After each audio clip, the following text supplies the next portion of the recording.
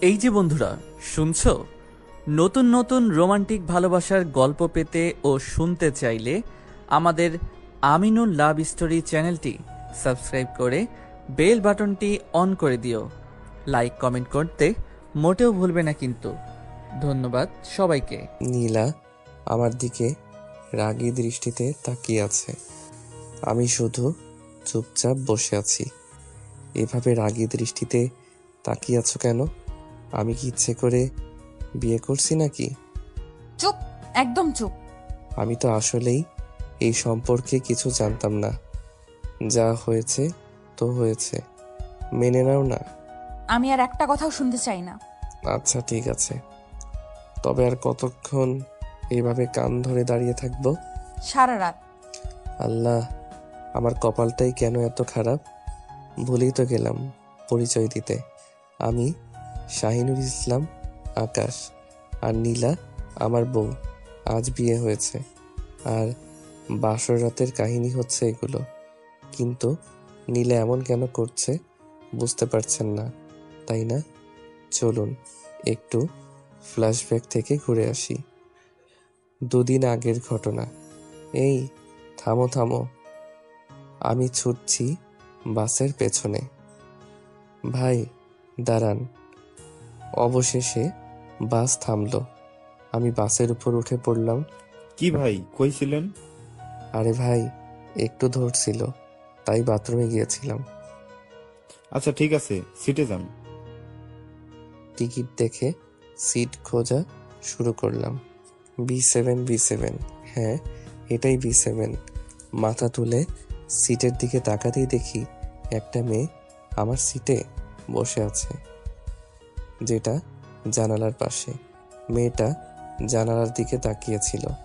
আমি তাকে ডাক দিতেই ও হ্যালো। এই যে মেয়েটি আমার দিকে তাকিয়ে তার চুলগুলো কানে গুজে দিল। মেয়েটি ছিল অনেক সুন্দর, ডাইরেক্ট ক্রাশ। উফ, সেই। তবে এখন মোমের মতো গললে চলবে না, আমাকে আমার সিট বাঁচাতে হবে। এই যে এটা আমার সিট। ও, তা কিভাবে? এখানে কি কোথাও আপনার নাম লেখা আছে? নাই, তবে দরকার পড়লে সিটে নাম লিখে ফেলবো। ব্যাগে মার্কার আছে, ওসব ফালতু কথা। দেখুন, আমার কাছে টিকিট আছে, আর তাতে দেওয়া আছে যে এটা আমার সিট। So what? আমি আগে বসে পড়েছি, সো এটা আমার সিট। দেখেন, এটা কিন্তু ঠিক করছেন না আপনি। হয়তো। নইলে আমি কিন্তু নয়তো কি করবেন? কান্না করব। মেয়েটির আগে চেহারা থেকে একটু হেসে দিল। আচ্ছা এখন বসুন, পরে দিচ্ছি। আচ্ছা। আমি সিটে বসে পড়লাম। বাস তার আপন গতিতে ছুটছে। এখন সন্ধ্যা প্রায়, এমন অবস্থা, বাতাস অনেক। আচ্ছা, আপনার নামটা কি? নাম দিয়ে কাজ? না, এমনি জানার আগ্রহ। বলবো না, সমস্যা। না, আচ্ছা ঠিক আছে। মনটা খারাপ করে অন্যদিকে তাকালাম। নীলা। তার দিকে তাকিয়ে, কি? নীলা আমার নাম। ও সুন্দর নাম তো। কে আপনার বাবা এই নাম রেখেছিল? এবার আমার দিকে ঘুরে বলল, এই যে মিস্টার।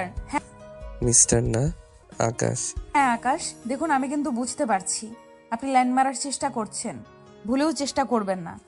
ঠিক আছে, এই কুল কুল, ঠান্ডা হন। নীলা জানালার দিকে তাকিয়ে থাকলো। তবে লাইন মারার চেষ্টা কেন করব না? নীলা আমার দিকে অন্য এক দৃষ্টিতে তাকালো। কারণ আমার বিয়ে ঠিক হয়ে গেছে। মনটা কিছুটা খারাপ হয়ে গেল। তা কবে আপনার বিয়ে? জানি না, তবে মা বলেছে যে কোনো মতেই আজ আমায় বাসায় আসতেই হবে। ও, খুব খারাপ লাগছে। সবেমাত্র ইন্টারমিডিয়েট শেষ করলাম। কোথায় ইচ্ছে ছিল একটা ভার্সিটিতে ভর্তি হব, সব আশা শেষ করে দিল। আমি বুঝতে পারছি আপনার কষ্ট। ওয়েট, এসব আমি আপনাকে কেন বলছি? আপনি জানেন, সে আবার জানালা থেকে মুক্ত মনে বাতাস খেতে লাগলো। তবে আপনার সাথে লাইন মেরে এমনিও লাভ হতো না। কেন? কারণ আমারও বিয়ে ঠিক হয়ে গেছে। হুম আর কিছু বললাম না, সিটে হেলান দিয়ে ঘুমিয়ে পড়লাম। এই যে শুনেন, নীলাকে ডাকতে থাকলাম, এই যে উঠুন। হুম। ঘুমের মধ্যে একটু সাড়া দিল। এই যে বাস থেমেছে। নীলা জেগে উঠল। হুম, কি হয়েছে? বাস থেমেছে, পেট্রোল ভরবে আর বিরতি। অনেক লং জার্নি, একটু ফ্রেশ হয়ে আসতে পারেন। নো থ্যাঙ্কস, আপনি যান। মনটা খারাপ করে দিল। নিজের ব্যাগ কাঁধে নিয়ে বাস থেকে নেমে গেলাম। দোকান থেকে পানির বোতল কিনে দাঁড়ালাম। তখন পেছন থেকে ডাক, তো ওয়াশরুমটা কোথায়? কে? পিছনে ঘুরে দেখি নীলা। হুম, আরে আপনি না বললেন আসবেন না? কথা কম বলেন আর বলেন ওয়াশরুমটা কোথায়। ও আচ্ছা, আমার সাথে আসুন। নীলাকে নিয়ে ওয়াশরুমে গেলাম। এই নিন ব্যাগ আর দাঁড়ান। এই বলে নীলা চলে গেল ওয়াশরুমে। দীর্ঘ 5 মিনিট দাঁড়িয়ে রইলাম। হঠাৎ গাড়ির হর্ন পেলাম। এই যে, দ্রুত বের হন, বাস তো ছেড়ে দিল। একটু সময় লাগবে। আমি সেখান থেকে দ্রুত দৌড়ে বাসকে আটকাতে গেলাম। বাস তখন ছেড়ে দিয়েছে। বাসের পিছনে ছুটছি। এই বাস, বাস থামো, এই থামো। 5 মিনিট পর উফ, শান্তি। ওয়াশরুম থেকে বেরিয়ে, আমার ব্যাগ দিন। নিন। চলেন। কোথায়? বাসে। চলে গেছে। চলে গেছে? কি চলে গেছে? বাস কি? তো কি আপনার সাথে ফুটবল খেলার জন্য দাঁড়িয়ে থাকবে? ওয়াশরুমে কি এতক্ষণ লুডো খেলতেছিলেন নাকি? Shut up. আমি এখন বাসায় যাব কিভাবে? আরে কাঁদেন কেন? আচ্ছা, মুসিবতে পড়লাম তো। Shut up. আমি এখন বাসায় যাব কিভাবে? আরে কাঁদেন কেন? আচ্ছা, মুসিবতে পড়লাম তো। এখন কি করব? আচ্ছা, আমি ব্যবস্থা করব। আপনাকে কোনো মতে আমি বাসায় পৌঁছে দেব। এবার চলুন। কোথায় যাব? আমার শ্বশুর বাড়ি। কি? চলুন দেখি কোনো বাস পাওয়া যায় নাকি। দরকার নেই, আমি নিজেই পারবো। আচ্ছা বাই। আমি হেঁটে গিয়ে এক লোককে জিজ্ঞেস করলাম, ভাই এখানে কি আশেপাশে কোথাও বাস স্টেশন আছে? এই যে পথ দিয়ে সামনে গিয়ে বামে, 2 কিলোমিটার দূরে। ধন্যবাদ। পেছনে ঘুরে দেখি নীলা দাঁড়িয়ে। কি হলো, আপনি এখানে? আচ্ছা, আপনার সাথে যাচ্ছি। কি? শুনি নাই। যাচ্ছি বলছি। হুম, ঠিক আছে, তবে এত জোরে বলার কি দরকার? আমি কি কানে কম শুনি? এখান থেকে 2 কিলোমিটার দূরে বাস পাওয়া যাবে। ও আচ্ছা। কি? 2 কিলোমিটার দূরে? হুম। এতটা পথ কিভাবে যাব? এখন তো রাত, শহরের অঞ্চলও না, কোনো গাড়ি পাওয়া যাবে বলে মনে হয় না। পারবো না যেতে। আচ্ছা থাকেন, যাই। যাচ্ছি তো। হুম, চলেন। নীলাকে নিয়ে হাঁটা শুরু করি। 10 মিনিট হাঁটার পর, আচ্ছা আপনি কিসে পড়েন? সবেমাত্র ইন্টারমিডিয়েট পরীক্ষা দিলাম, বললাম না একবার? ইচ্ছে ছিল কোনো এক ভার্সিটিতে ভর্তি হব, আর হলো না। হুম, আপনি সবাইকে আপনার বিয়ের জন্য মানা করতে পারেন। অনেক বললাম, কোনো কাজ হলো? এটা নাকি নানার শেষ ইচ্ছা, যে যাওয়ার আগে আমার বিয়ে দেখে যেতে চায়। হুম, ভাবছি আমারও যে বিয়ে ঠিক হয়েছে, এটা কি বলবো? থাক, এত বলে কি লাভ? তবে যদি আমি আপনাকে বিয়ে করতাম, আপনাকে পড়াশোনা নিয়ে কোনো চিন্তা করতে হতো না। নীলা নীলা আমার দিকে রাগে দৃষ্টিতে তাকায়। আবার ফের শুরু করছেন? যান, আমার সাথে আর কথা বলবেন না। আপনি আপনার রাস্তায়, আমি আমার রাস্তায়। আরে আমি তো জাস্ট এমনি বললাম, এত রাগার কি হলো? আরে কোথায় যাচ্ছ? ওটা তো অন্য পথ, এদিকে যেতে হবে। ও হ্যালো। নীলা অন্যদিকে যেতে শুরু করলো। একবারও পিছনে ফিরল না। আর কি করার, আমি আমার পথে হাঁটতে থাকলাম। 5 মিনিট পর ভাবলাম, না থাক, মেয়েটাকে একা ছাড়া ঠিক হয় নাই। আমার আবার সেই পথে যাওয়া উচিত। এই ভেবে পিছনে ফেরত যাব, তখনই কারো ডাকের আওয়াজ পেলাম। পিছনে ফিরে দেখি নীলা আমার দিকে দৌড়ে আসছে। দৌড়ে এসে আমাকে জড়িয়ে ধরলো। উফ, শেষ পর্যন্ত আপনাকে পেলাম। কি হয়েছে? কয়েকজন ছেলে সম্ভবত আমার পিছনে আসছে খারাপ উদ্দেশ্যে। আমাকে বাঁচান। পেছনে তাকিয়ে দেখি আসলেই কয়েকটা ছেলে দূর থেকে দৌড়ে আসছে। বাঁচার একটাই উপায়। কি? দৌড়। নীলাকে নিয়ে দৌড়াতে শুরু করলাম। অনেক দূর যাওয়ার পর হঠাৎ নীলা পড়ে যায়। আরে কি হলো? আমার পা মনে হ্যাঁ, পা কি? হয় মুচকে গেছে। হাই হাই, কি বলো? এখন বাকিটা পথ যাব কি করে? নীলা আমাকে ধরে ওঠাতে চেষ্টা করে, কিন্তু পারে না। আমি আর হাঁটতে পারছি না। উফ, এখন আমায় কিছু করতে হবে। কি করবে? দেখো। এই কি করছো? আশ্চর্য। নীলাকে কোলে তুলে নিই আর তার ব্যাগ কাঁধে নিয়ে হাঁটা শুরু করি। এই নামাও। তোমাকে নামালে আর বাড়ি যাওয়া হবে না, চুপচাপ থাকো। হুম। নীলা আমার দিকে এক দৃষ্টিতে তাকিয়েই আছে। এভাবে তাকিও না, প্রেমে পড়ে যাব। পরে কি হবে? আমার কিন্তু অভ্যাস ভালো না, তোমায় পটিয়ে নেব, পরে আমাকে নিয়ে পালাবে বিয়ের জন্য। আসছে পটাতে। আমাকে কেউ কখনো পটাতে পারবে না। আচ্ছা, তাহলে পটানো শুরু করি। হুম, করো দেখি। প্রথমত, আমি তোমার কাছে অন্য সবার থেকে আলাদা। এই যে এতগুলো মানুষ থাকতে তুমি জাস্ট আমায় বিশ্বাস করছো, আমার সাথে একা পথে বেরিয়েছো, আমার সাথে এই রাতে হাঁটছিলা। আমি কিন্তু তোমার কোনো ক্ষতিও করতে পারতাম, কিন্তু তুমি আমাকে বিশ্বাস করছো। এতেই? আরও আছে, আমি তোমাকে কোলে নিলাম, তুমি কিন্তু তেমন কিছুই বললে না। অন্য কেউ হলে তাকে জুতা পেটা করতা। আর সবচেয়ে মজার কথা, তুমি কখন যে আমায় আপনি থেকে তুমি করে ডাকা শুরু করেছো নিজেও জানো না। তাই তো। Something something nothing. Something something. উফ, নাথিং। এবার মুখ বন্ধ করো। খালি পা মুচকেছে বলে, নইলে তোমায় পিটিয়ে ল্যাংড়া বানিয়ে দিতাম। হা হা হা। চুপ। দেখলা কিভাবে পটালাম? কচু পটিয়েছো, একটুও পটিনি। আচ্ছা, এই নাও এসে গেছি। নীলাকে নিয়ে একটা চায়ের দোকানে বেঞ্চে বসালাম। নীলা শুধু চারপাশটা দেখছিল।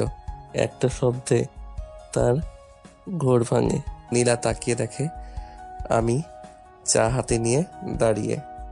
চা? থ্যাঙ্কস, লাগবে না। আমি জিজ্ঞেস করিনি খাবে নাকি, নিতে বলছি।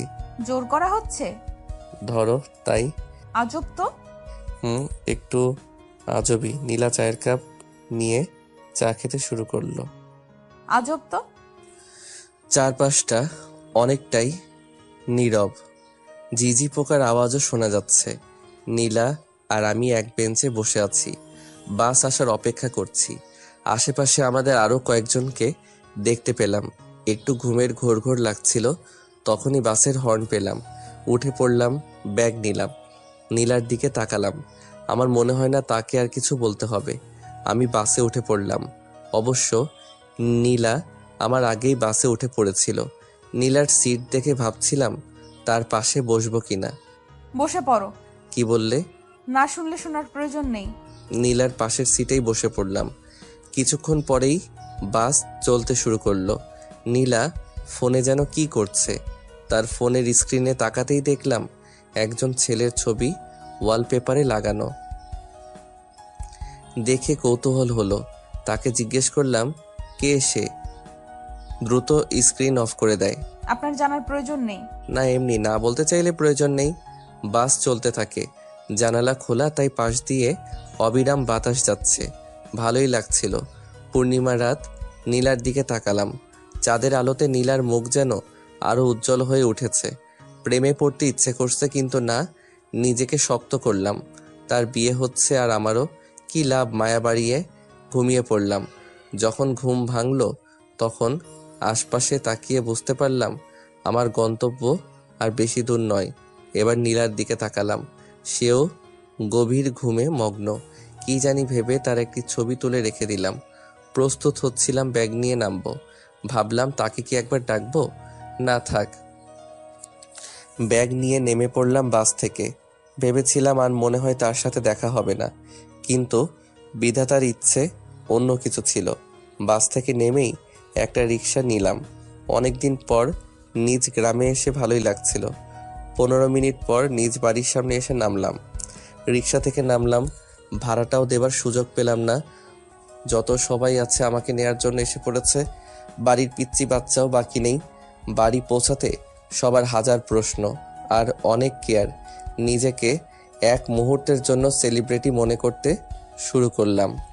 যা ফ্রেশ হয়ে নে। আচ্ছা। আর হ্যাঁ, কাল তোর গায়ে হলুদ, আর এই খামের মধ্যে সেই মেয়ের ছবি দেখে নিতে পারিস। আচ্ছা ঠিক আছে, এখন তুমি যাও তো মা। দরজা বন্ধ করে শুয়ে পড়লাম। খামের মেয়ের ছবি দেখে কি হবে, নিজের ফোনটা বের করলাম। নীলার তোলা সেই ছবিটা দেখতে থাকলাম। আমি আর এখন কি করব? আমার হৃদয়টা যে আর আমার কাছে নেই। হারিয়ে যেতে ইচ্ছে করে এই মায়াবী চেহারাতে। এমন ভাবতে ভাবতে গভীর ঘুমে মগ্ন। বিয়ের আগে হলুদ পর্ব চলছে, সবাই খুব আনন্দ করছে। কপাল, আনন্দটা আমারই নেই। আগে বিয়ের জন্য লাফাতাম, শালার এখন হয়েও আনন্দ নেই।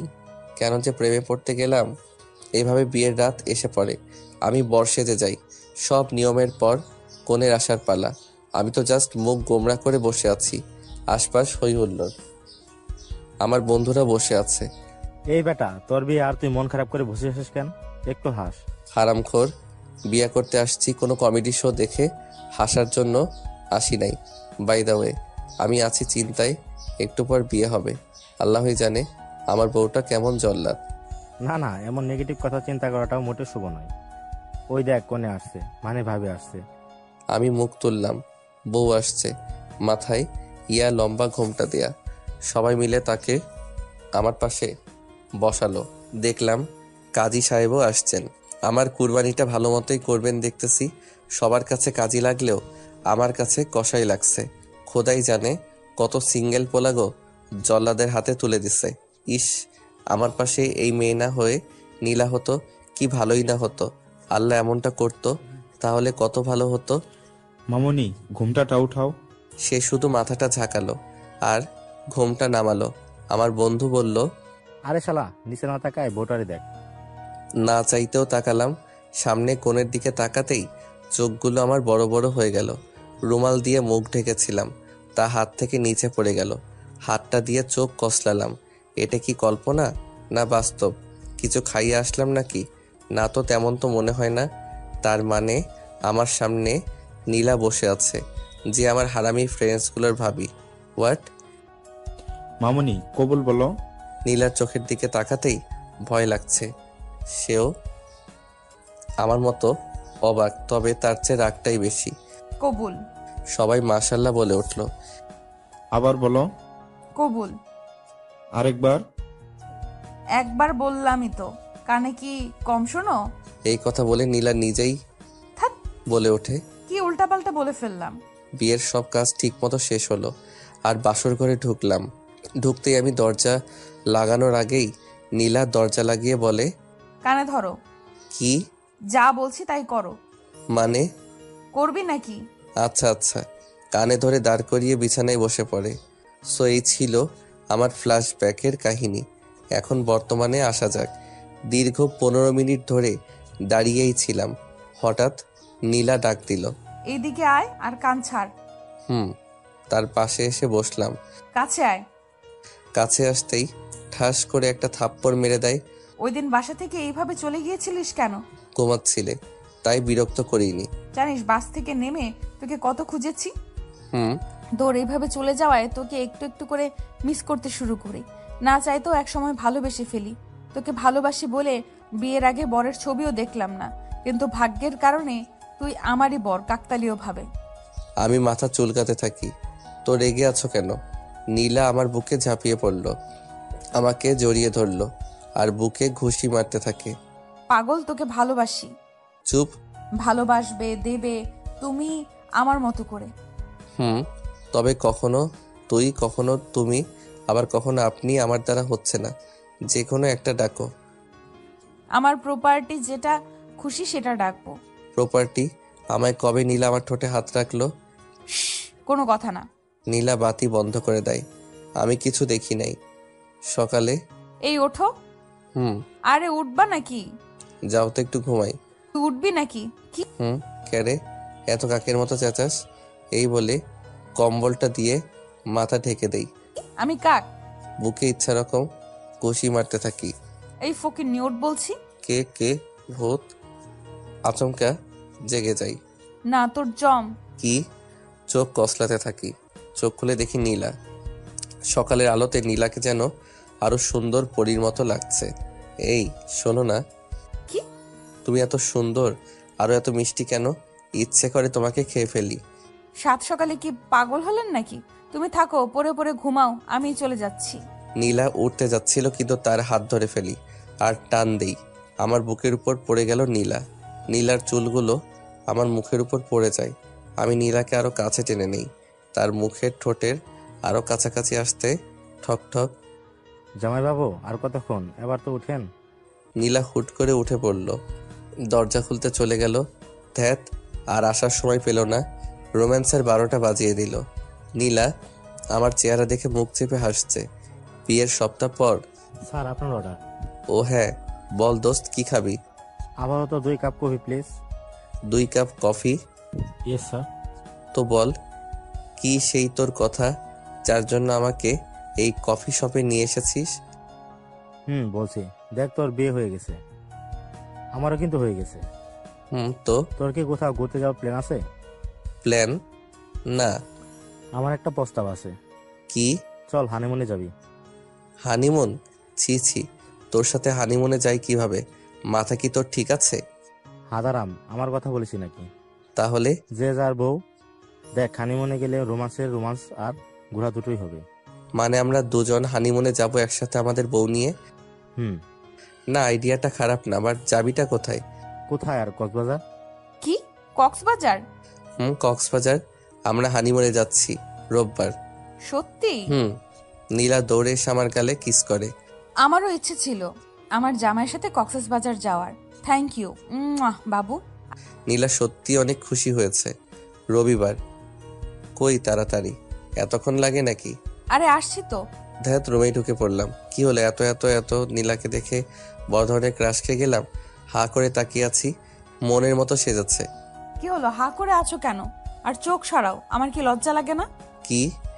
আমার রাগী বউয়ের আবার লজ্জা? কি বললি? আমি রাগী? তোর কোন দিক থেকে মনে হয় আমি রাগী? গাড়ির হর্নের শব্দ আসলো। ওই দেখো, গাড়িও এসে পড়েছে। এখন রাখো এগুলো। নীলা আর আমি বেরিয়ে পড়ি। সবার থেকে বিদায় নিয়ে নেই। বাসা থেকে বেরিয়ে দেখতে পেলাম আবির তার গাড়ি নিয়ে হাজির। কি অবস্থা? দেখছিসই তো কেমন। ভাবি কেমন আছেন? এই তো, গাড়ি থেকে একটা মেয়ে নামলো। আর ভাবি পরিচয় করে দিই, এই হলো আমার বউ মেঘা, আর মেঘা হলো আকাশের ওয়াইফ। তো যাওয়া যাক, বাকি কথা গাড়িতে হবে না। একে একে সবাই গাড়িতে উঠে পড়লাম। গাড়ি স্টার্ট করে দেয়। অনেক আনন্দের সাথেই যাত্রা শুরু করলাম, কিন্তু আসলে এই যাত্রাতে যে কত ঝামেলা আর বিপদের সম্মুখীন হতে হবে তা সম্পর্কে একটু ধারণা ছিল না। চল। একে একে সবাই গাড়িতে উঠে পড়লাম। গাড়ি স্টার্ট করে দেয়। অনেক আনন্দের সাথেই যাত্রা শুরু করলাম। আবির গাড়ি ড্রাইভ করছিল। সামনের সিটে মেঘা, পেছনের সিটে নীলা আর আমি। জানালা দিয়ে বাতাস আসছিল। সেই বাতাসে নীলার চুলগুলো এসে আমার মুখে পড়ছিল। বিরক্তিকর লাগলেও বেশ ভালোই লাগছিল। নীলা চুলগুলো কানে গুজে দেয়। যাই হোক, আমি নীলার আরও কাছে এসে তার কাঁধে মাথা রেখে চোখ বন্ধ করে ফেলি আর ঘুমের মাঝে তলিয়ে যাই। না, আমি কিছু শুনতে চাই না। কেন আবার কল করলে? চলে গেলে সো যাও। আবার কেন? এরকম কিছু শব্দ কানে আসছিল। চোখে খুলে মাথা উঠিয়ে দেখি নীলা জানি কার সাথে কথা বলছে।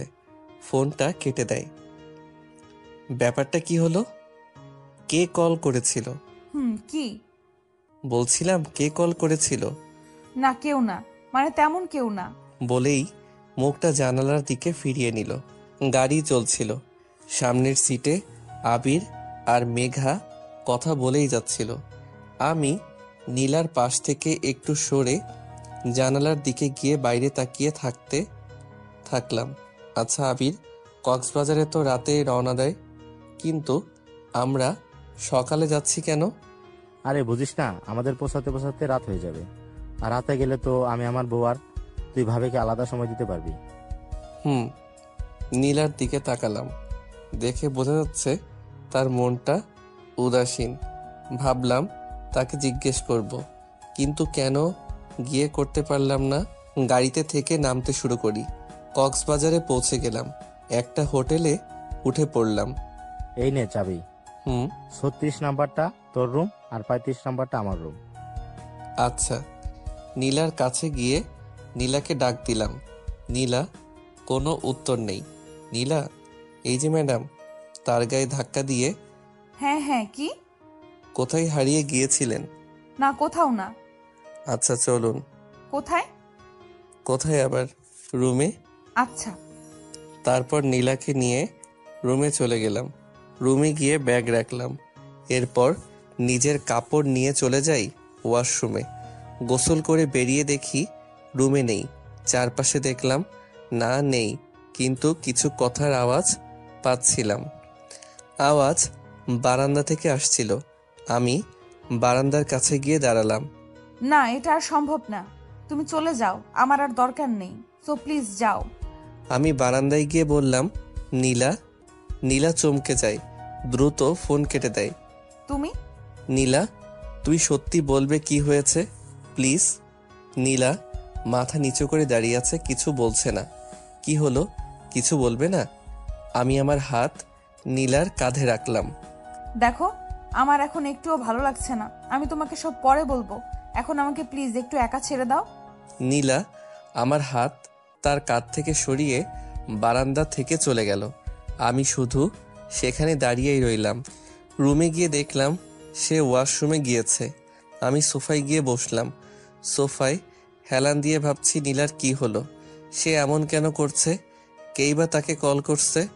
নীলা ওয়াশরুম থেকে এসে দেখে আমি সোফাতেই ঘুমিয়ে পড়েছি।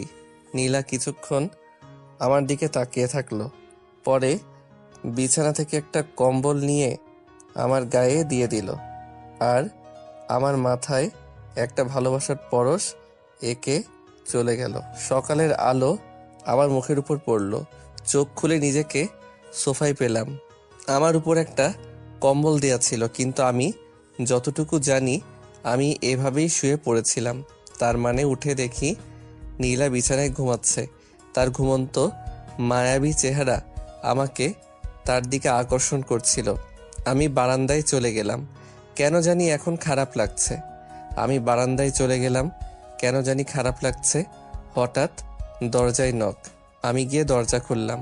কিরে চল, নিচে নাস্তা করে সমুদ্র সৈকতে যাব, তাড়াতাড়ি আয়। হুম, আসছি। আমি গিয়ে নীলাকে ডাক দিলাম। রেডি হয়ে নিচে গেলাম রেস্টুরেন্টে। শোন, এখন খেয়ে কিন্তু যাচ্ছি। হুম। কিরে তোর মনটা কেমন মরা মরা লাগছে? কিছু হয়েছে? আরে তেমন কিছুই না। কিছু না হলেই ভালো। খাওয়া দাওয়া করে রেডি হয়ে বেরিয়ে পড়ি। সমুদ্র সৈকতের সামনে আমরা সবাই দাঁড়িয়ে আছি। আচ্ছা, আমরা এদিক যাচ্ছি। আচ্ছা, আর তোরা? তুই যা, চিন্তা করিস না, এনজয় কর। তারা চলে গেল। তো কি করবো এখন? চলো আমরাই যাই। আচ্ছা চলো। নীলাকে নিয়ে পানির কাছাকাছি দিয়ে হাঁটছিলাম। যাক, এখন নীলাকে অনেকটা খুশি দেখাচ্ছে, খুব ভালোই লাগছিল। এইদিকে চলো। কেন? ওই যে ওইখানে আইসক্রিম। ও আচ্ছা, চলো। হুম। নীলাকে নিয়ে গেলাম। আচ্ছা ভাই, 2টা আইসক্রিম। আইসক্রিম নিয়ে আসছিলাম, দেখি নীলার সামনে একজন দাঁড়িয়ে, সম্ভবত তার সাথে কথা বলছে। আমি কাছে গেলাম। দুজন আমার দিকে তাকালো। ও, তাহলে ও তোমার হাজবেন্ড? নীলার দিকে তাকিয়ে কথাটা বলল। নাইস টু মিট ইউ, আমি রক্তিম। আমার দিকে হাত বাড়িয়ে দিল। তার সাথে হ্যান্ডশেক করলাম। নীলা, তুমি কি আমার পরিচয় দেবে না? নীলা মাথা নিচু করে রয়েছে, কিছু বলছে না। এক হাত দিয়ে তার আরেক হাত ধরে আছে। আচ্ছা, আমি বলছি, আমি তার কলেজ ফ্রেন্ড, বলতে পারেন ফ্রেন্ডের চেয়ে বেশি। আচ্ছা, আমার মনে হচ্ছে নীলাকে যে কল করে সে আর কেউ না, এই রক্তিমই। আর এখন চিনতে পারলাম, ওই দিন বাসে নীলার ফোনে যার ছবি দেখেছিলাম সে এই। তো একটু দয়া করে একটু আমাদের একটা রাখবেন, আমাদের একটু পার্সোনাল কথা আছে। মাথা চরম গরম হয়ে গেল। আমার বউয়ের সাথে কিসের পার্সোনাল কথা? কিছু বলতে যাব তার আগেই আমাকে আবির ডাকাডাকি শুরু করলো। ওই আসিস না কেন? নীলা চলো। আরে সে আসবে না, আপনি যান। কিন্তু আরে কি হলো, আয়, খুব ইমার্জেন্সি। আবির দূর থেকে ডাকছে। না পেরে আবিরের কাছে গেলাম। বলো কি হয়েছে? আরে আমি আমার বউ হারাই ফেলছি।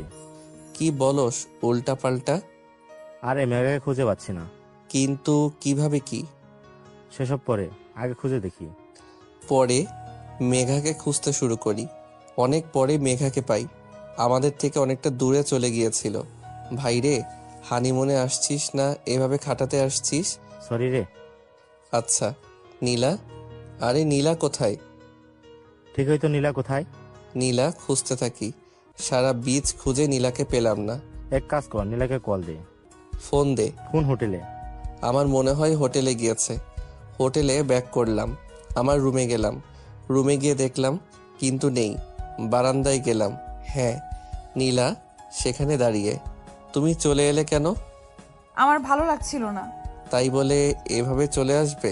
বলার জন্য তোমাদের কাউকেই পাইনি। নীলা বারান্দা থেকে চলে গেল। হঠাৎ কল আসলো। Hello mister. ভুলে গেলেন? এই যে রক্তিম। তো কি জন্য কল? বলছিলাম আপনি আমার আর নীলার জীবন থেকে সরে যান। কি পাগলের মতো কথা বলছেন? ঠিকই বলছি। বলছিলাম না, ফ্রেন্ডের চেয়ে বেশি সে আমাকে ভালোবাসে। মিথ্যা, সব মিথ্যা। ওকে, তোমাকে কিছু ফটো দিচ্ছি। টুট টুট। একটু পর ফোনে শব্দ হলো। ফোনের মেসেজ আসছে। চেক করে দেখলাম কিছু ফটো। মাথা প্রচণ্ড গরম হয়ে গেল ফটো দেখে।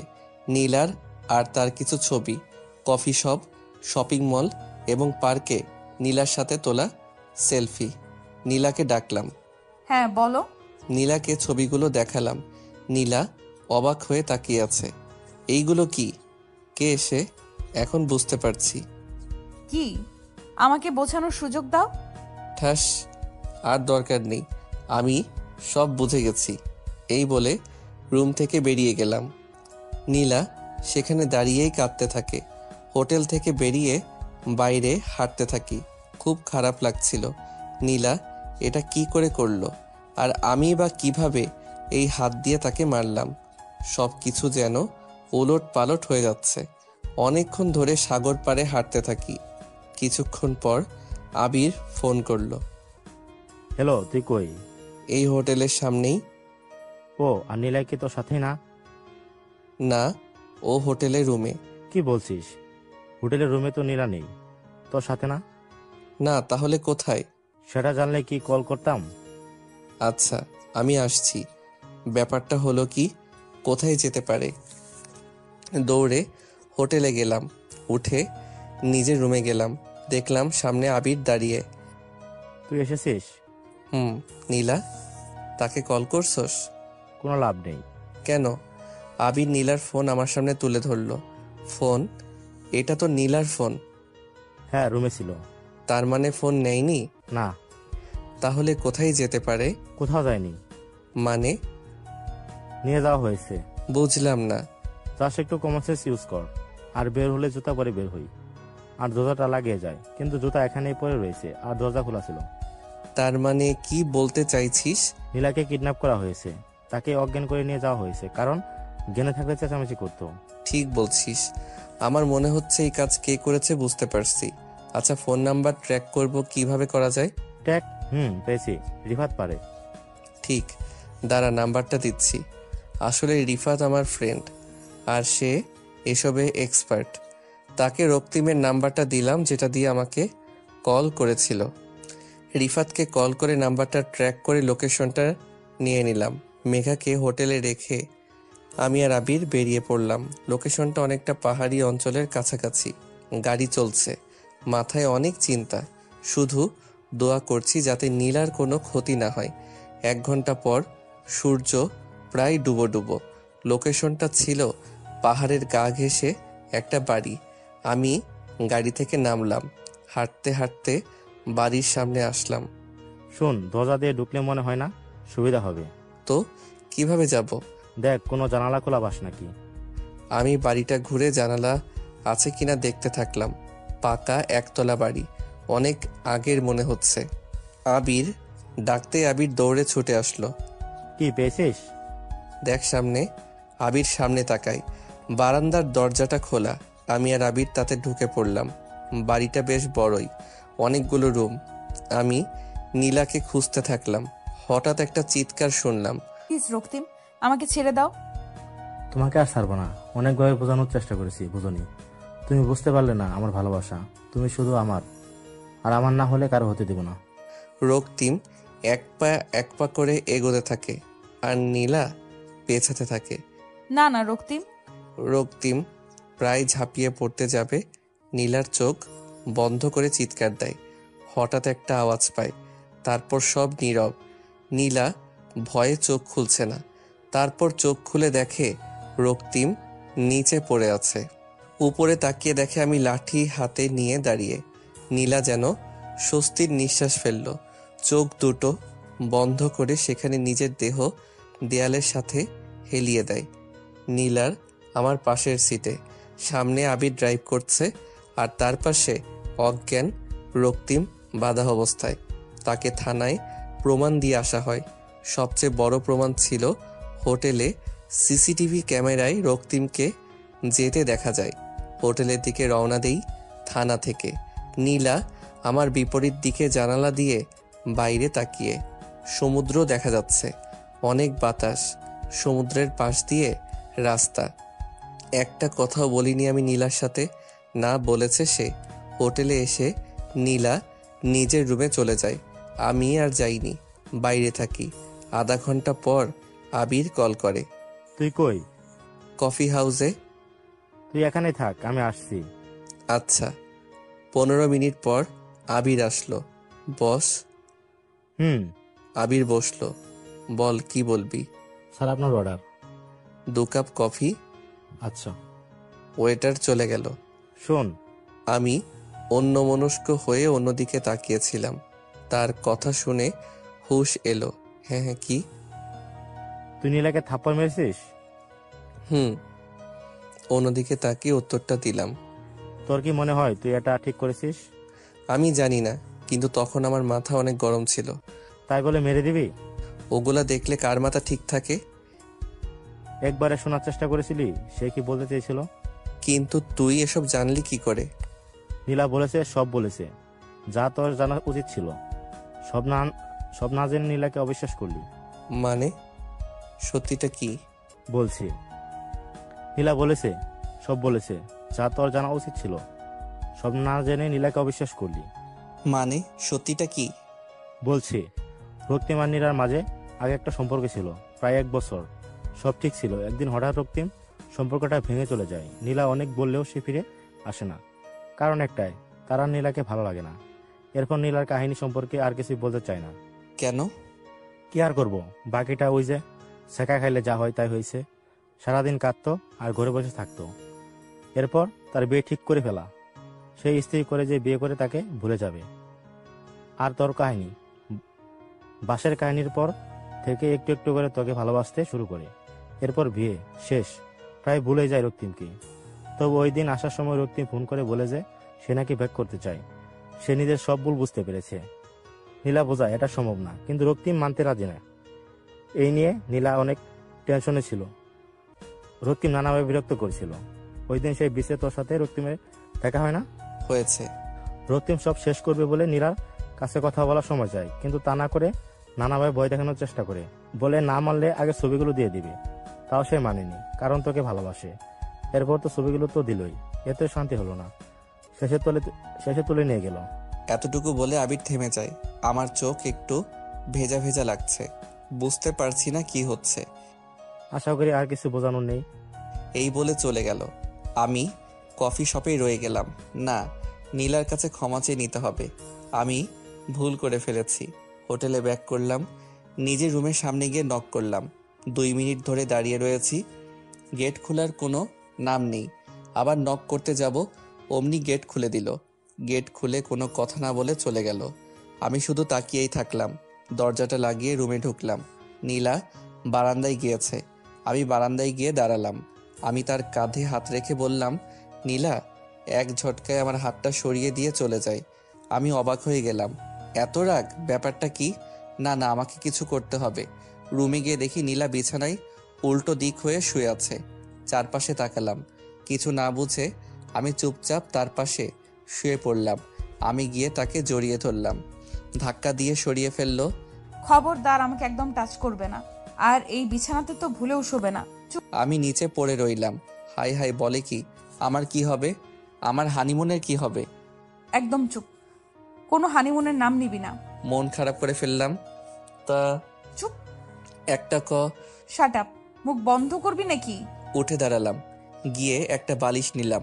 নীলার সামনে দাঁড়িয়ে রইলাম। নীলা তাকিয়ে দেখে আমি দাঁড়িয়ে। কি হলো, দাঁড়িয়ে আছিস কেন? বালিশ মানে কোলবালিশটা লাগবে, যদি একটু দিতেন। কোলবালিশ? আমার কোলবালিশটা ধরিয়ে দিল। এই নে, আর একদম জ্বালাবি না। আমি কোলবালিশ নিয়ে সোফায় শুয়ে পড়লাম। কোলবালিশ, আজ তুই আমার বউ, কিছু করার নাই, তোর সাথেই আমার হানিমুন করতে হবে। আমার বউ তো আমাকে টাচই করতে দেয় না, বুঝলি? শাট আপ, আর কোনো কথা বললে আগে তোর কোলবালিশে জানলা দিয়ে ফালাবো, তারপর তোকে। চুপ হয়ে গেলাম। আমি একদম মুখ বন্ধ করে ফেললাম। এ তো ডাইরেক্ট অবিচার। মন খুলে কোলবালিশের সাথে কি কথাও বলতে দেবে না নাকি? আর কি ঘুমিয়ে পড়লাম, এমনিতেও টায়ার্ড। আধা ঘন্টা পর নীলা উঠে গিয়ে আমার সামনে হাঁটু গেড়ে বসলো। আমার মাথায় হাত বুলিয়ে দিয়ে মাথায় একটা কিস করলো। ফাজিল ছেলে, আমার কথা না শুনেই থাপ্পড় মেরেছো, এর জন্য তো শাস্তি পেতেই হবে। যাক, যথেষ্ট পেয়েছো, কালকে সকালে তোমাকে মাফ করে দিব, কিন্তু তার আগে একটু জ্বালিয়ে নেব। শয়তান ছেলে, তোকে ছাড়া আমার ঘুম আসছে নাকি? তোকে ছাড়া আমার ঘুম আসে নাকি, ফাজিল কোথাকার? এই বলে আমার সাথেই সোফার উপরে শুয়ে পড়লো আর আমার বুকে মাথা রাখলো। আমি অবশ্য ঘুমের মাঝেই তাকে শক্ত করে জড়িয়ে ধরলাম। আহ, কি শান্তি! অবশ্য কি জন্য এত শান্তি লাগছে সেটা বুঝতে পারছি না। নীলা গায়ে একটা কাঁথা দিয়ে দিল। আমি অবশ্য ঘুমের মাঝেই তাকে শক্ত করে জড়িয়ে ধরলাম। আহ, কি শান্তি! অবশ্য কি জন্য এত শান্তি লাগছে সেটা বুঝতে পারছি না। নীলা গায়ে একটা কাঁথা দিয়ে দিল। সকালে নীলা আমার আগে ঘুম থেকে উঠে পড়ে, উঠে ফ্রেশ হতে চলে যায়। আমার ঘুম ভাঙে কিছুক্ষণ পরে। চোখ খুলে দেখি নীলা বারান্দায় দাঁড়ানো। আমি উঠে পড়লাম, চোখ দুটো কষলে আস্তে আস্তে হাঁটতে হাঁটতে নীলার দিকে যেতে থাকলাম। নীলার চুলগুলো ভেজা ছিল, সম্ভবত শাওয়ার নিয়ে এসেছে মাত্র। আমি তার আরও কাছাকাছি যাই, তার ঠিক পিছনেই দাঁড়িয়েছিলাম। তার চুল থেকে এক মাতাল করা গন্ধ আসছিল। আমাকে অনেক টানছিল তার প্রতি। আমার নাকটা তার চুলের মাঝে ডুবিয়ে দিলাম আর পেছন থেকে জড়িয়ে ধরলাম। নীলা বুঝতে পারার সাথে সাথে নিজেকে আমার কাছ থেকে ছুটাবার চেষ্টা করতে থাকে। এই, তুমি ছাড়বে নাকি? আমি কোনো কথা বলছি না, তার চুলের ঘ্রাণ নিয়ে যাচ্ছি অবিরাম। নীলা অনেক চেষ্টা করে, শেষে আমার দিকে ঘুরে দাঁড়ায়, আমার দিকে তাকায় এক রাগী দৃষ্টিতে। তোর কত নীলার ঠোঁটগুলোর সাথে আমার ঠোঁট দুটো মিশিয়ে দিলাম। নীলা তার চোখগুলো বড় বড় করে আমার দিকে তাকিয়ে আছে। 5 মিনিট পর নীলা আর কিছু না করে জোরে হাতে চিমটি দিল। আমি হুট করে কেঁপে উঠলাম আর নীলাকে ছেড়ে দিলাম। আমার মাত্র হুঁশ আসলো, মাত্র বুঝতে পারলাম আমি স্বপ্নের জগতে না, বাস্তবে ছিলাম। এতক্ষণ স্বপ্ন ভেবে করে যাচ্ছিলাম। তুমি, এর জন্য তোমার শাস্তি বরাদ্দ করা আছে। নীলা চলে গেল। আমি ফ্রেশ হয়ে নাস্তা করে নিলাম সবার সাথে। ব্রেকফাস্ট শেষে আমি নীলাকে মেঘার কাছে রেখে আবিরকে নিয়ে একটু বাইরে আসলাম। আরে বল, কি হয়েছে? আরে, নীলা এখনো রেগে আছে, কি করা যায়? আমি কি জানি? এই বলে চলে যেতে লাগলো। তার হাত ধরে আটকে আবার নিয়ে আসলাম। আরে ভাই, একটু তো হেল্প। আব্বে, আমি এখানে হানিমুন করতে আসছি, আমাকে মেঘাকে সময় দিতে হবে। আচ্ছা, এই ছিল বন্ধুত্ব। ঠিক আছে, ঠিক আছে, মনে রাখবো। ইমোশনাল ব্ল্যাকমেল করছিস? আচ্ছা ফাইন, আমরা এখন সবাই মিলে হিমসরি যাচ্ছি, এখানে বাইরে যাব, বাকিটা সেখানেই বলবো। আচ্ছা। আমরা গাড়ি নিয়ে বেরিয়ে পড়লাম। আমি যথারীতি নীলার সাথে পিছনের সিটে আর তারা সামনে। আমি শুধু তাকিয়ে তাকিয়ে মাপার চেষ্টা করছি যে আমার থেকে নীলার দূরত্ব কতটুকু। মেপে পেলাম কম হলেও 3 হাত। আস্তে আস্তে করে তার দিকে 1 হাত আগালাম, আর একটু আগাতে যাব। যতটুকু এগিয়েছো তার থেকেও বেশি দূরে যাও।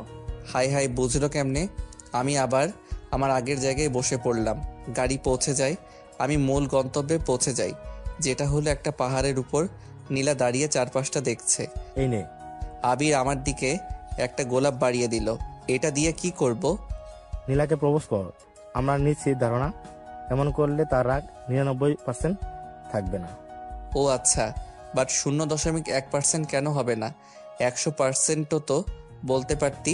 আসলে ব্যাপারটা কি, মেয়েদের বিশ্বাস নাই। এমন হতে পারে তোকে 2টা থাপ্পড় বসাই দিতে পারে, পারলে ওই পাহাড় থেকে ফেলে দিতে পারে। আমার হাতে ফুল দিয়ে কেটে পড়ল আবির। আমার প্রপোজ করার চেয়ে আবিরের কথা শুনেই বেশি ভয় করছে। আমি নীলার পিছনে গিয়ে দাঁড়ালাম। নীলাকে ডাকতেই পিছনে ফিরে তাকালো। আমি হাঁটু গেড়ে তার সামনে বসে ফুল বাড়িয়ে বলতে লাগলাম, নীলা। আমি কিছু আর বলতে পারলাম না। তার আগে আমার ফোনটা বেজে উঠল। আমি রেগে ফোনটা রিসিভ করলাম। ওই ক্যাডারে। মাইয়া রে তুই অপরাধী রে, আমার যত্নে গড়া ভালোবাসা দে ফিরাইয়া দে। কি অবস্থা, গান বাজে কেন? এই গানটি আপনার কলার টোন হিসাবে সেট করতে এক চাপুন। ফোন কেটে দিলাম। তো আমি নীলা সামনে তাকিয়ে দেখি নীলা হাওয়া নাই। হঠাৎ মাথার পিছন থেকে কে জানি বাড়ি দিল। পিছনে তাকিয়ে দেখি আবির। আবে, তোর ফোন রিসিভ করতে কে বলেছিল? এখন আমার প্রপোজ শেষ। ঘোরা শেষে গাড়ি দিয়ে ব্যাক করতে শুরু করলাম। আমি এত ঘোরাঘুরি করে এত টায়ার্ড ছিলাম যে গাড়িতেই ঘুমিয়ে পড়ি। আমার মাথাটা খালি দুলছে। রাত হয়ে গিয়েছে, গাড়ির ভিতরটাও হালকা অন্ধকার, বাইরে থেকে যা আলো আসে আর কি। নীলা আমার মাথা ধরে তার কাঁধে রেখে মাথায় হাত বুলিয়ে দিতে থাকলো। কে জানি মুখের মাঝে পানি মারলো, ঘুম ভেঙে যায়। এই যে রাতে কি এখানে গাড়িতে কাটাবার প্ল্যান? ও সরি, সবাই কোথায়? চলে গেছে, শুধু আপনিই বাকি। ও আমি উঠলাম, হোটেলে গিয়ে নিজের রুমের সামনে আসলাম। দরজা লাগানো, নক করলাম, গেট খুলছে না। 5 মিনিট ধরে নক করছি কিন্তু গেট খোলার কোনো নাম নাই। ওহে প্রিয়তমা, গেট খুলো না। কি? ওহো প্রিয়তম, আজ রাতটা বাইরে ওই যে তোমার গাড়িতে কাটাও। দৌড়ে আবিরের কাছে গেলাম, দরজায় নক। গেট খুলতেই, দোস্ত কিছু কর। আব্বে, আবার কি হয়েছে? নীলা গেট খুলে না। তোরে যে কি করব? মাথায় দরজার সাথে 2টা বাড়ি দিল। মেঘা, আমি আসছি, চল আমার সাথে। আবির আমার সাথে দরজার সামনে আসলো। আবির চারপাশে তাকালো। আবির টানতে টানতে এক জায়গায় নিয়ে গেল। দেখলাম বেলকনির মতো জায়গায়। আবির আমার দিকে হাসতে হাসতে তাকিয়ে বলল, চল নেমে পড়। নামবো কোথায়? দেখ, ওই যে সাসেন দেখছিস, ওটা দিয়ে পাইপ ধরে গেলে সোজা তোর রুমে বারান্দায় গিয়ে উঠবে। ও তুই গিয়ে পরে দরজা খুলে দিবি? না, তুই যাবি। আরে এখান থেকে নিচে পড়বো আর আমি ডাইরেক্ট উপরে? না, তুই যাবি। আরে জীবনে কিছু কিছু রিস্ক নিতে তো হয়। দেখ, তুই যাবি নাকি গেলাম? যাচ্ছি। সানসেট ধরে এগোতে শুরু করলাম। হঠাৎ একটি কাক আমার মাথার উপরে এসে বসলো। আবির কিছু কর, কাকটা সরা। দাঁড়া, কয়েকটা ছবি তুলে নেই, তোর ছেলে মেয়েদেরকে দেখাবো নি। আবির, ক্যামেরা বের কর, ছবি তোলা শুরু করে। আরে ভাই কিছু কর, নইলে তোর এই ছবি ছেলে মেয়ে তো দূরের কথা, আমি দেখতে পারবো না। কাক চলে যায়। আমি আবার এগোতে শুরু করি। একবার নিচে তাকাই, নিচে রাস্তা। দোস্ত, আমি মরে গেলে আমার কক্সবাজারের ছবিগুলো আপলোড করে দিস। আচ্ছা, তুই যেতে থাক। আল্লাহ আল্লাহ আল্লাহ মুখে জপতে জপতে শেষে বারান্দায় পৌঁছালাম। ভাগ্যিস বারান্দার দরজা খোলা ছিল। রুমে ঢুকে দেখি নীলা বিছানায় শুয়ে আছে আর রুমের দরজা খোলা। আল্লাহ, আমি মাথা ঘুরাই পড়ে যাব। নীলা রুমের দরজা লাগিয়ে দিল। সামনে এসে বলল, কিভাবে আসছিস? বাহ বাহ বাহ, বারান্দার ওই সানসেট দিয়ে। আচ্ছা তাই, দরজা তো খুলেই ছিলাম। আচ্ছা কাছে আয়। আমি কাছে যেতেই ঠাস ঠাস। তোর কত বড় সাহস, তুই কিভাবে জীবনের ঝুঁকি নিয়ে আসলি? আমি তো তোকে টাচ করতে দেই না। এখন আর কোনো কথা বলবো না। নীলা চলে যেতে লাগলো, আমি তার হাত ধরে আটকালাম। এই যে ম্যাডাম। নীলা আমার দিকে তাকালো। আমি তাকে জোরে টান দিয়ে আমার বুকের মাঝে ফেলে দিলাম। নীলা উপরে আমার দিকে তাকাতেই নীলার ঠোঁটে কিস করতে শুরু করলাম। নীলা আগের বারের মতো ছাড়াতে চিমটি দিতে যায়, কিন্তু এবার তার হাত ধরে ফেললাম। তার দুহাত তার পিছনে নিয়ে জোরে ধরে জড়িয়ে রাখলাম তাকে। নীলা এবার আমার কাছে বন্ধী। অনেকক্ষণ পর তাকে ছাড়লাম। ম্যাডাম আর কত অভিনয় করবেন, এই বলে কোলে তুলে নিলাম। মানে কিসের অভিনয়? ওই যে আমাকে জ্বালানোর যে প্ল্যান করেছিলেন। আসলে আমি ঘুমিয়েছিলাম ঠিকই, কিন্তু আপনার ছোঁয়া পেয়ে ঘুম ভেঙে যায়। এরপর যা শোনার শুনে নেই। এরপর সব কিছু তোমার ইচ্ছা মতোই হতে দেই। নীলা অন্যদিকে তাকিয়ে এমন ভাব নিচ্ছে যেন কিছুই জানে না। ও আচ্ছা, ঢং। নীলাকে বিছানায় শুইয়ে দিলাম, বাইরের পর্দা লাগিয়ে দিলাম। আমি তার দিকে এগোতে থাকি। না না, একদম না। কি? হা হা হা, নিজের বেবির নাম ঠিক করে নাও। মানে বাকিটা ইতিহাস। সকালে আবির দরজায় নক করে। এ দোস্ত, তোর কি অবস্থা? কি হয়েছে? আরে বেটা, তোর ভাবি আমার উপর রেগে আছে, একটু হেল্প লাগবে। আরে একটু একটু রাগ তো থাকবে, সব ঠিক হয়ে যাবে। তারপরে একটু হেল্প। আব্বে তুই গেলি? প্লিজ। গেলি নাকি? আবির চলে যায়। সো ম্যাডাম, বেবির নাম কি ঠিক করলে? ফাজিল। কি ফাজিল, এটা কোনো নাম হলো? ও আরে বেবির নাম বলছি নাকি? আমি তোমাকে বলছি। আচ্ছা, চলো ফ্যামিলি প্ল্যানিং স্টার্ট করে দেই। Let's start. আর কি, কাহিনী শেষ ভাগে নিজে এখন বিয়ে করতে পারেন। যান গিয়ে নিজের বউকে বা গার্লফ্রেন্ডকে নিয়ে ফ্যামিলি প্ল্যানিং করুন। নেক্সট গল্প আসতে চলতে ততক্ষণ পাশে থাকুন। এখন আমি আসি, বাই।